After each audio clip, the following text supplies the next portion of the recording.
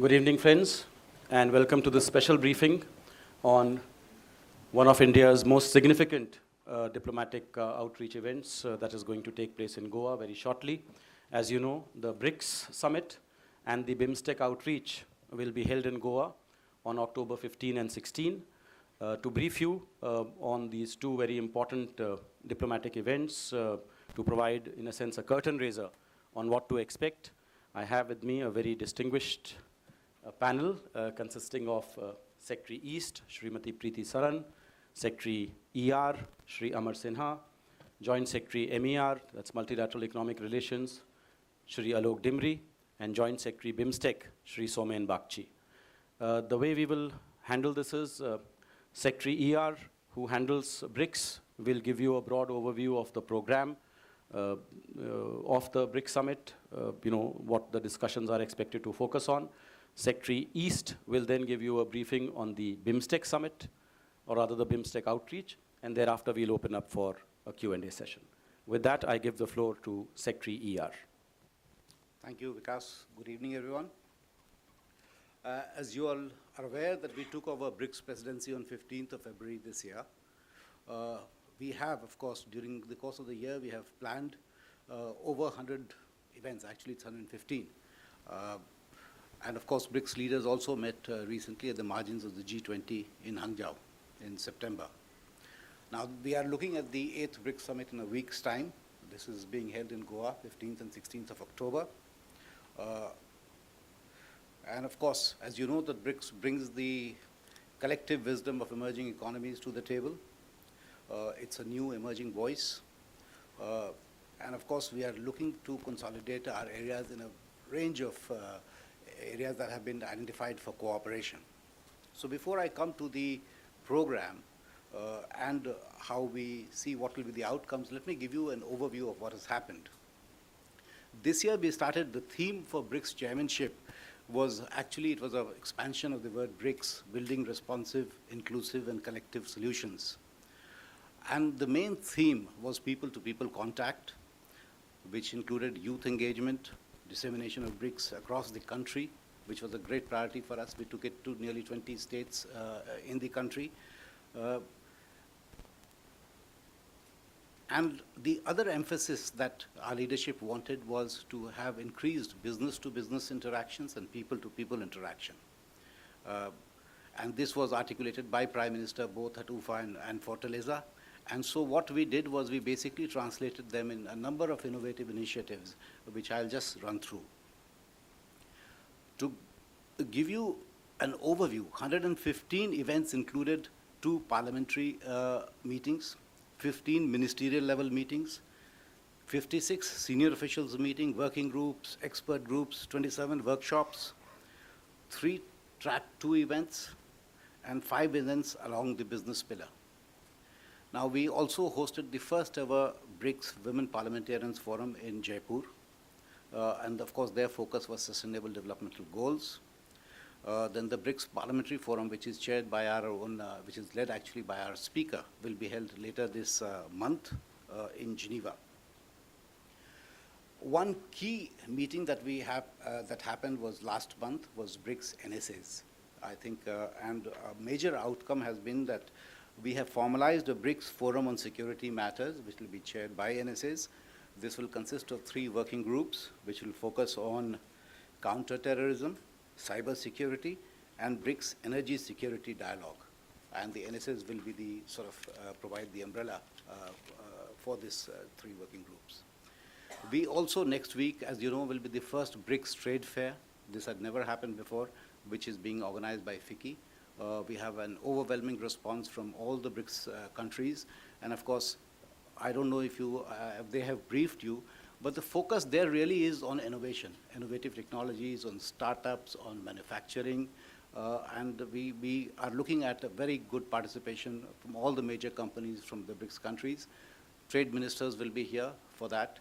In addition, as you know, there is a standing business council meet where 5 top CEOs from each country interacts over the year. In fact, they meet twice or thrice. And they would be presenting a report at the summit. Here, of course, the India chair is Mr. Kamar, Mr. Omkar Kanwar. And their focus, likely recommendations, of course, because they are still finalizing it, basically would be on looking at a social services agreement between BRICS, a financial services framework, strengthening of local capital markets, and a BRICS angel investor network is something that they are going to most likely recommend. They have also in the past focused on ease of doing business, reducing of trade barriers, development of skills within BRICS countries, and an intra-regional approach to trade. And of course, as you know, the trade and business is an important pillar of BRICS cooperation. On the track 2 events, we had academic forum, we had the think tank council meetings and the BRICS civil forum. These reports and their recommendations are already in the public domain. Perhaps you would have already seen it. In terms of the institution building, because India has always focused on institution building. As you know, that the NDB, the New Development Bank, which was initially called as BRICS Bank, was an India suggestion in 2012, which started functioning last year. So now we are looking at creating BRICS Agricultural Research Platform. We are also negotiating a BRICS Railway Network, Research Network. We have actually agreed on creating a BRICS Sports Council. In this connection, I may point out that the first under-17 BRICS football tournament started on 5th in Goa. It will finish on 15th. The 3 other agreements that have already been agreed are MOU on environmental cooperation, regulation on BRICS customs cooperation, and an MOU on cooperation between diplomatic academies of BRICS. Of course, there are a number of other ideas that are being discussed, but I think since we have not reached an agreement, I am not listing it out here. Perhaps next year you will hear. But another great initiative after the academic forum, etc., that ORF has taken is the first ever BRICS Documentation Center is being started by ORF. It will be, of course, located in Delhi, but that will become the resource base for all that BRICS has done. In terms of all the documents that any researcher would ever need would be available at one point. As far as the summit agenda is concerned, the agenda normally is drawn up in very large, sort of broad brush way. So we will be looking at global economic and political situation, and obviously terrorism is a very important part of that. Then we will look at global growth prospects, role of BRICS in leading this global growth and our contributions to it. Then in way forward, we'll look at BRICS and BRICS cooperation with other emerging economies. Plus, of course, the issues of climate change, SDGs, financing for development, which is a key institution we have formed as NDB, and how to increase people-to-people contact. In this connection, of course, I don't know if you have noticed that there was the first ever tourism convention we organized of all the BRICS countries, and we hope to build on this. In terms of the participation, we have confirmation from all the BRICS leaders. We have President Temer, President Putin, President Xi Jinping, and President Zuma for BRICS. But last 2 summits, we have had a BRICS outreach. Now that normally regional countries are invited, each host decides who all to invite. And because of our Look East policy, etc., we decided that the group that we will invite is BIMSTEC. So we have confirmation from all the BRICS partners. We have Prime Minister of Thailand, Nepal, Bangladesh, and Bhutan coming. We have President of Sri Lanka who will participate. And from Myanmar, we will have the State Councillor Aung San Suu Kyi participating. In terms of the programming, basically it is 15th and 16th. It's a 2-day event. And normally the BRICS summit starts with an informal dinner, which will be held on 15th in Goa, which at that event we are also trying to, because that will also be the final of the Under-17 World Cup football. So we'll try and bring all the football 5 captains to meet the leaders and perhaps have a photo op with them. Then the main summit day is 16th, which will start with, of course, a group photo, then a restricted meeting of the 5 BRICS leaders, then a working luncheon. Then leaders will meet the Business Council and accept the report from them. And then there will be the first time a briefing by the NDB president, Mr. Kamath, because they have completed a year of functioning. They have issued the first loan, so they would be coming and presenting a report, after which we'll have a plenary, and then Prime Minister, all the leaders would be present, but Prime Minister would address the media. There will be a leader's statement at the end. And then in the afternoon, evening of 16th, there would be this, of course, first there will be a BIMSTEC meeting, which of course our Prime Minister will chair. That will be more of a retreat sort of a format. Then there would be a meeting of the BRICS, and the BIMSTEC leaders will be present. And then the final event is really the BRICS outreach, BRICS BIMSTEC outreach dinner in Goa. So I think I'll stop here. But I would request Secretary East to give an idea of what would be on the agenda for BIMSTEC meetings, etc. Thank you.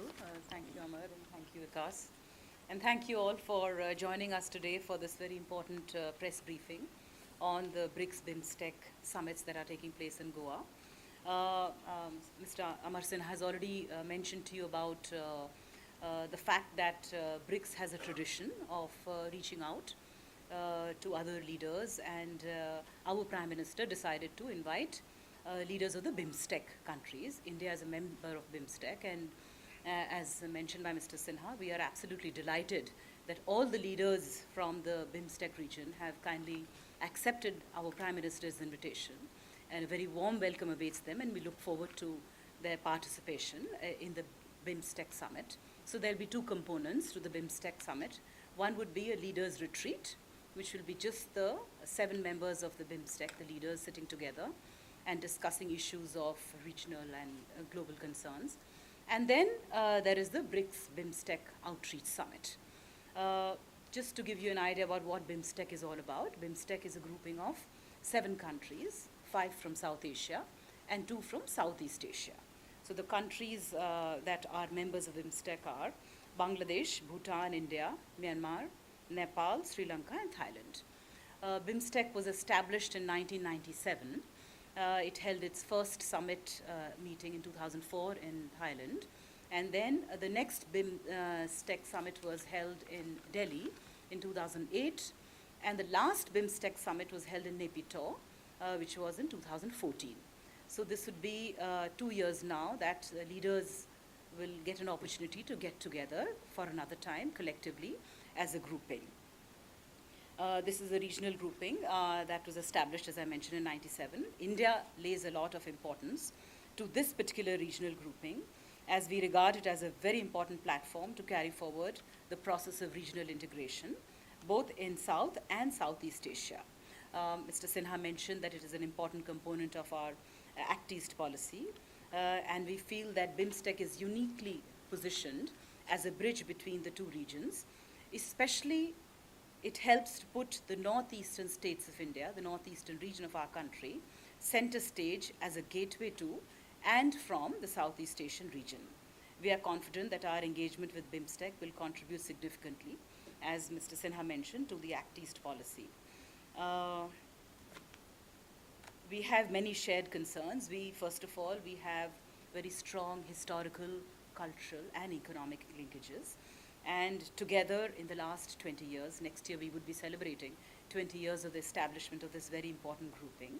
And we have together collectively worked to work on 14 different sectors of cooperation, and these include transport and communication, tourism, environment, disaster management, counter-terrorism, transnational crimes, trade and investment, climate change, cultural cooperation, energy, agriculture, poverty alleviation, technology, fisheries, public health, and people-to-people contact.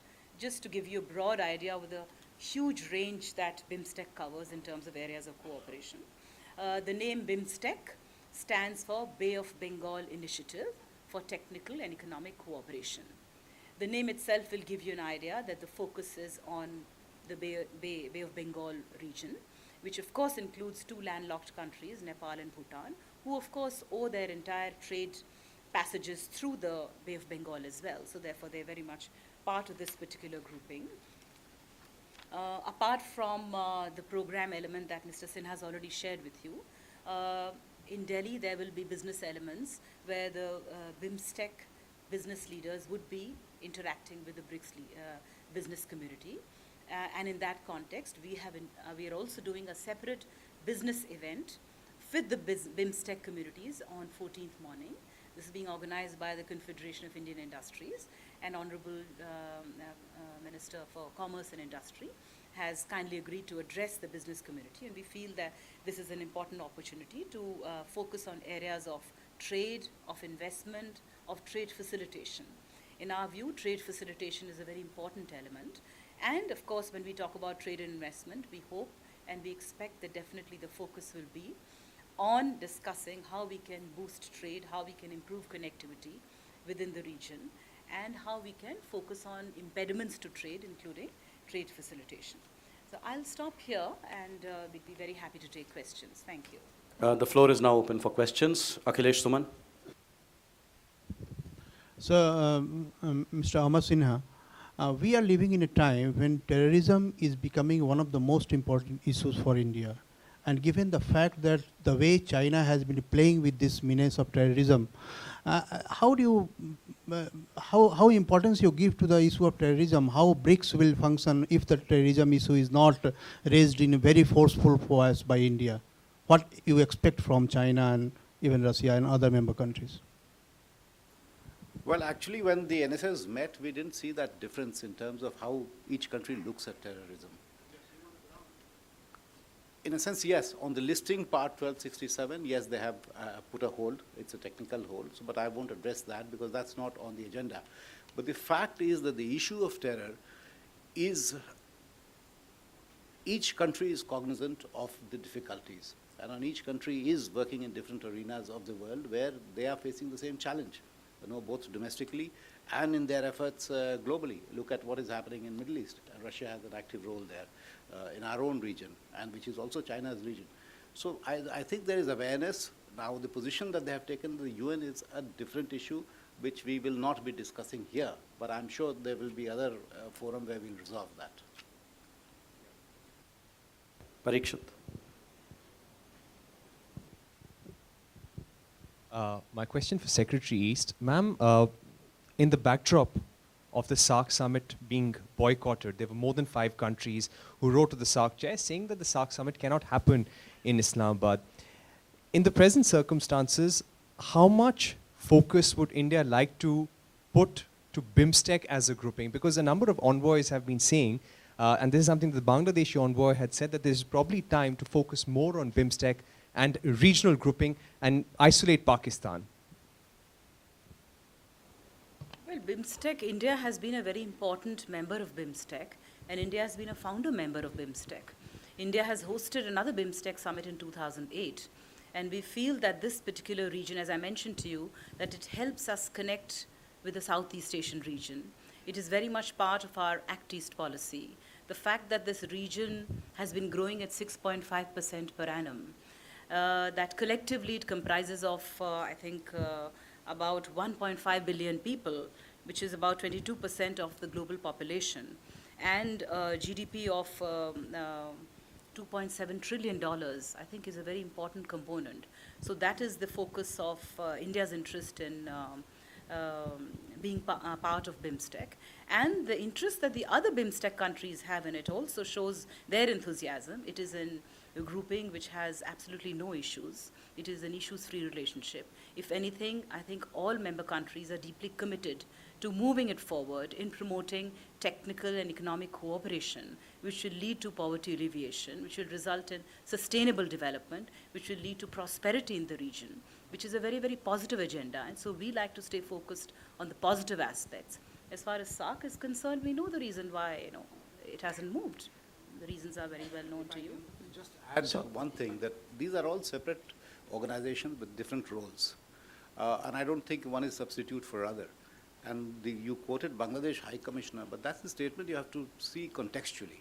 And I wouldn't be revealing a secret that this decision to invite BIMSTEC was taken sometime in April. So that should answer your question. Or the Mr. Sinha here.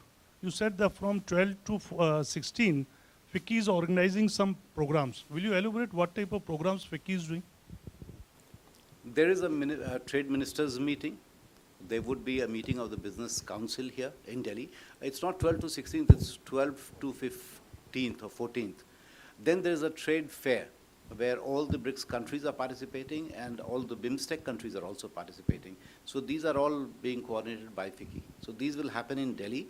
Business Council will carry over to Goa, where they would also meet the leaders. Youth program has happened actually. We had a youth summit in Guwahati. We had Young Diplomats Forum in Delhi. We had Young Scientists Conclave. So these have all already happened actually. Venkat. Yeah. Amar, practically every second human on the planet lives in one of the BRICS countries. Their global trade is $6 trillion, but intra-BRICS trade is hopelessly, less than $300 billion, less than 5%. What kind of steps are being proposed, are likely to be proposed to increase the trade amongst these countries? Thanks.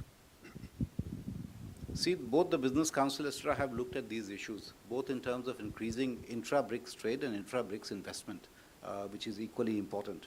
And that is why if you see one of the agreements that is on customs cooperation is basically bringing down the trade barriers that happens in terms of if we can reach some sort of a common position in terms of the custom procedures. That itself is a major trade facilitation effort. It is true that some regions, many of these countries tend to compete, or some of the, depending on the export profile, some of them tend to export raw materials or minerals. Some have specialized in manufacturing. India, for example, has perhaps got great standing in services exports. So each one has a different trade profile. Russia is very energy dependent, which all of us are dependent on.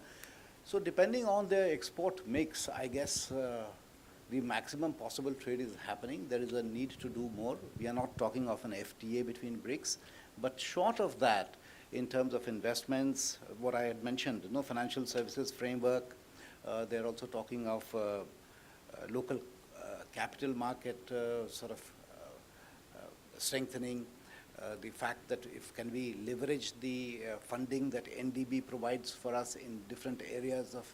So these are all economic aspects. Perhaps it doesn't get reflected in the bilateral trade data. Manish Chand. Mr. Sinha, all BRICS countries are members of the nuclear suppliers group, except India. Can we expect a movement forward on this? Are we going to place NSG on the agenda? And there is also a separate meeting between the Prime Minister Modi and President Xi. What are the expectations vis-a-vis India's membership of NSG? First, NSG is not a BRICS issue. So yes, perhaps your observation is correct that India is not a member, but that we are working on it on a different forum. So I don't think it's on the agenda here. But the two critical principles because of which India seeks membership of NSG is a certain environment and access to technology, and the fact that the BRICS need civil nuclear energy. That principle has already been accepted, and actually it forms part of the BRICS declaration.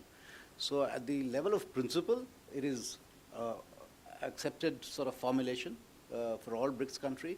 In terms of the actual implementation of individual country decisions getting into BRICS, into NSG, that is not on this agenda. And I don't have the bilateral agenda whether it will be discussed with him.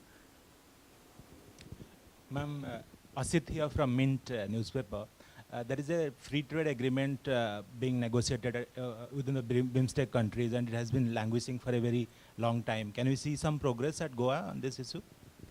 Well, we'll wait for the leaders to give us guidance on this one. You are right, there is an FTA that is under negotiations. There are other elements of trade. As I mentioned to you, trade facilitation is an important component, and we hope to seek some guidance from our leaders on this aspect. Seema.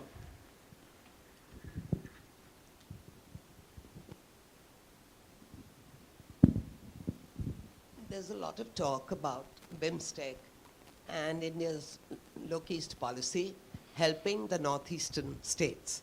But exactly what has happened in the northeast? Because on the ground, when you talk to people, nothing much has changed. Can you tell us a little bit about the projects there? Thank you. Well, to begin with, as far as the northeast region of our country is concerned, you know that, there is a separate ministry of donor that is focused on that, and individual state governments are focused on growth and development of the region. As far as the external dimension is concerned, that the states of the northeast region are connected by land to Myanmar and to Bangladesh, and the fact that both Bangladesh and Myanmar are part of BIMSTEC provides us a very important element of that dimension, where bilaterally as well as sub-regionally, Government of India has very actively participated with both Bangladesh and Myanmar, as well as with Thailand, where we have a maritime boundary, for both physical and digital connectivity. So you heard of the Kaladan multimodal project. And then, of course, there's the trilateral highway that goes from the northeast region, connecting through Myanmar to Thailand. And there is a plan to go beyond that as well.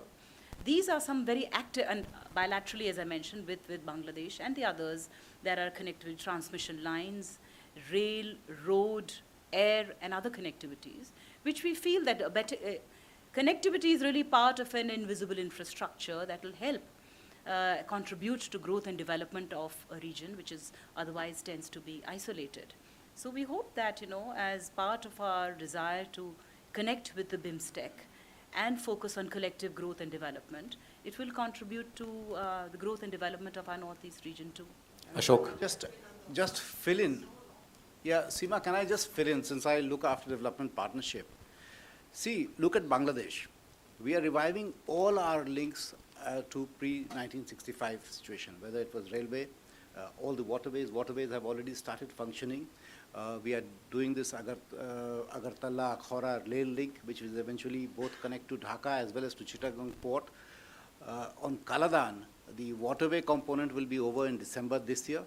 The road part, which connects it to Mizoram, we have actually floated the tenders. It will take 3 more years because it's a greenfield project.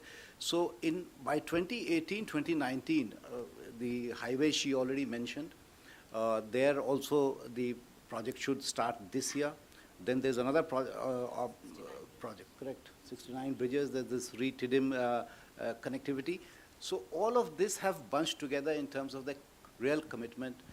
Ultimately, from idea to real financing, it has taken some time, but now it's a matter of actually pushing it towards finishing line. So in next 2 or 3 years, all of this would be actually a reality. Ashok. My question is to Secretary East. It is true that SARC and BIMSTEC are 2 different organizations.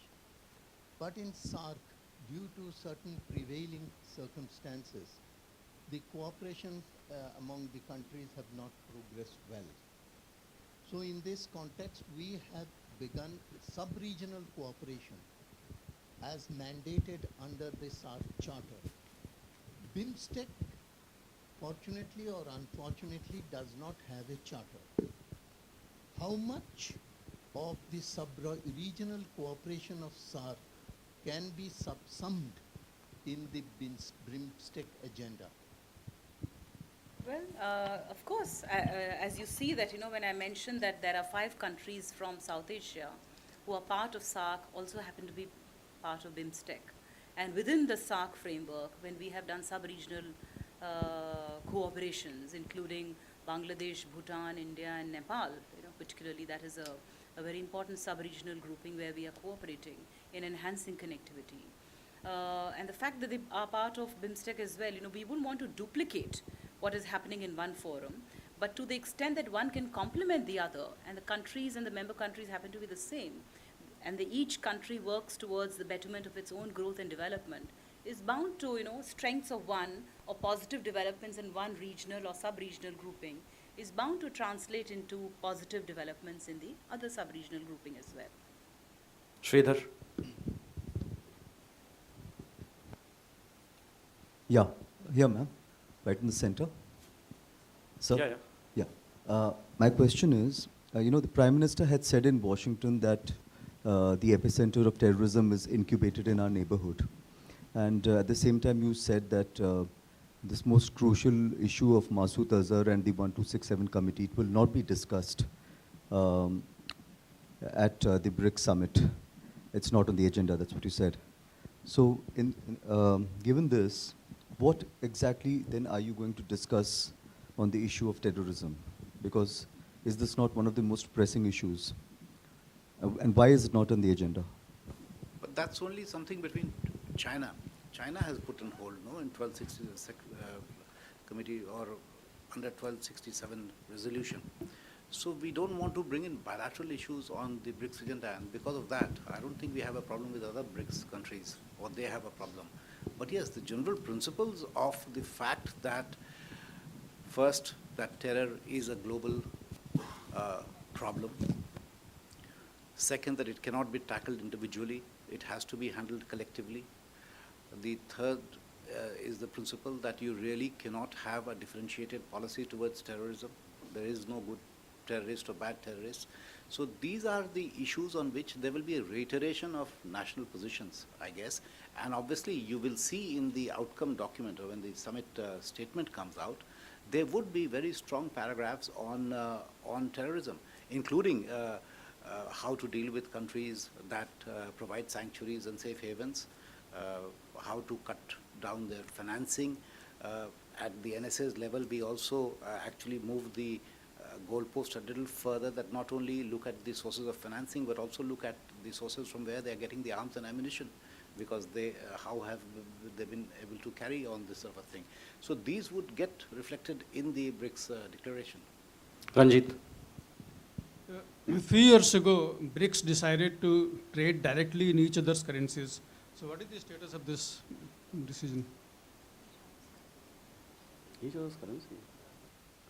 In each other's currencies, I think in New Delhi summit, last New Delhi summit, a decision was taken. I don't think it was decided. It wasn't decided to trade in each other's currency. Right. A number of swap arrangements have happened, but those have been individual initiatives. I think we did one with Japan. China has done with a number of countries. But to trade in BRICS, in local currency, in BRICS format, we have not yet decided. But yes, there is, in the economic working groups, etc., these ideas are floated and these are discussed. And of course, we move forward when we see that there's common ground, we take it forward. But it is not listed in the BRICS summit agenda for this time. Sir, Ritu Parna from CNBC side. ADB was set up with an intention to basically tackle financing issues on infrastructure. If you can give us an idea of what has happened, because from what we understand, only the Russians have been able to give a framework roadmap on what they want in terms of infrastructure financing. What has happened as far as ADB is concerned, and how are they going to address financing issues in BRICS? On the NDB, well, we have been beneficiary of the first loan that NDB gave. It was, $350 million, routed through Bank of Baroda, Canara Bank, and this is focused on green energy. So because we prioritized green energy, so we have got the first funding. In terms of the other sort of future funding requirements, this, as you know, is coordinated by Department of Economic Affairs. So they look at the total budget and requirements in each sector, and then they apply to various multilateral development banks. So I don't have details on what would be the next sector that we would ask funding for. Yeah, so I understand that there are some bilaterals also scheduled during the BRICS and BIMSTEC summit. Can you elaborate a bit on them? Bilaterals, as I'm told, and we believe is a work in progress. Of course, these, depending on the slots and time available for each leadership, a number of them will come, but I'm sure JSXP will brief you as we come closer, and in Goa. Yeah, bilaterals we never announce in advance because they are always subject to the schedules of the two leaders matching. So whatever happens, I will be briefing separately in Goa. To Aditya Rajkol. Mr. Amarsen, just taking forward what you just said on terrorism being discussed at the BRICS, Prime Minister on the sidelines of G20 addressing the BRICS leaders talked about a particular country in South Asia, sponsoring terror. And apart from that, he said that BRICS leaders need to play a key role in this regard. Now, after the recent meeting of the NSAs in New Delhi, there was talk about a global legal regime that India was perhaps interested in to combat this menace of terrorism and isolate the countries who are sponsoring the same. So would India press for this global legal regime because perhaps there is an impression that India wants to play a key role and the BRICS nations should press for the same? Thank you. Global regime is called the CCIT, Comprehensive Convention Against International Terrorism. Yes, and that is already on the inscribed in the agenda of UN. We have been pressing all our sort of partners in all fora, and here also we will push this along. In fact, the issue which has been the stumbling block was the issue of how to define terrorism. Now, there are many countries, and in fact, our NSA in the meeting had suggested that we should actually look at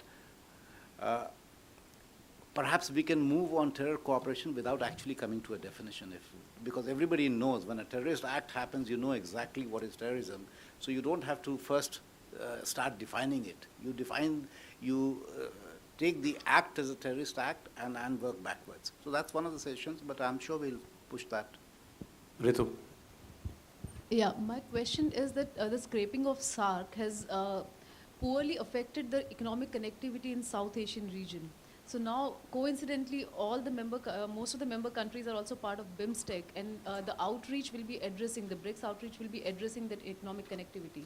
But Afghanistan will be left out. So are we planning something on that, how to have an outreach to Afghanistan and connect it to the region better economically?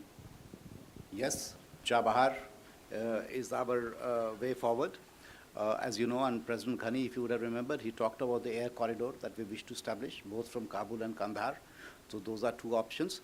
But in terms of isolation, you have to see who is isolated. Ultimately, isolation is not only geographic, it's also a mentality. And if any country decides to shut its only two borders it has with both the neighbors, I think that that country is the most isolated. Sir, you said 14 different sectors will be joined. So it means with the automobile sector, industry like automobile sectors and other sectors will be joining. Industry sectors will be participating. You said the 14 different sectors will be participating in trade. Those are the cooperation sectors in BIMSTEC. That's what Secretary East had said. Trade bodies 14 like sectors in BIMSTEC, I had read them out. But please remember that trade and investment is an important sector, as is transport and communication. So the auto sector automatically gets covered under both. Sir, is there any planning to expand BRICS itself, like including some new countries, developing countries in it? No, I don't think there is any thought of expanding it right now. In fact, we are still in the consolidation phase. Yeah. Geeta. Ma'am, is the Bangladesh Prime Minister coming for the summit? And how important is terrorism, as an issue for the BIMSTEC countries? Well, yes, to confirm that Honorable Prime Minister of Bangladesh will be attending, as are other leaders at the summit level from all the 7 BIMSTEC countries, 1+6. As far as terrorism is concerned, it is a very important component of our discussions in BIMSTEC. It has been and will continue to be, especially given the fact that the entire region of BIMSTEC has been victim of terrorism.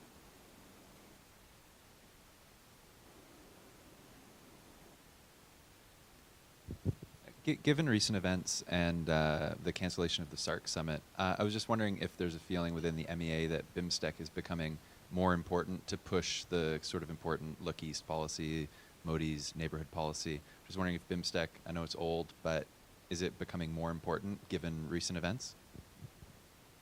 Well, I would say that BIMSTEC definitely, as I mentioned to you, we are a founding member of this organization, and we see that BIMSTEC is a very important vector for us to our Act East policy. And so to that extent, yes, we are giving it a lot of importance. Next year, we celebrate 20 years of the establishment of this organization. I think that is a very auspicious time. for it to rejuvenate and reinvigorate itself. Certainly, we look forward to directions to be given by our leaders. As I mentioned, they are meeting after 2 years collectively. And yes, we will go by their directions on this particular summit. And what are the instructions they give us to reinvigorate this grouping? What is very positive about this grouping is, one, that there are a lot of commonalities. And secondly, that there are no issues. Bilaterally, each of them enjoys excellent bilateral relations with each other. And there are no issues that are irritants in this relationship. So it's a very positive agenda. Kalol. Sir, the last few weeks we have seen a debate rage in South African media where the father of the nation of India was described as a racist man. And recently we saw yesterday that the University of Ghana has pulled down his statue. Would this sort of issues also feature in your interaction with South Africa? In bilaterally, yes, including with Ghana. And this, of course, in Ghana, you're right. But a decision has been taken by the Ghanaian Foreign Ministry that instead of locating it in the university, which is obviously youth is more excitable, to move it to a safer place. And in fact, I don't know if you all have seen, they have issued a very, very good press statement highlighting the role of Mahatma Gandhi and, of course, and urging the people, because it was led by a professor on social media, that he needs to focus on how Mahatma Gandhi himself, both as an individual and his thoughts, has evolved over the period, and not focus at taking out excerpts from some of his earlier writings. So but I don't think it will come on BRICS, but I have answered this because I handle Africa. Otherwise, I would have just said that this is not an issue to be raised here. Thanks. I don't see any other questions. Thank you all. This press briefing comes to a close.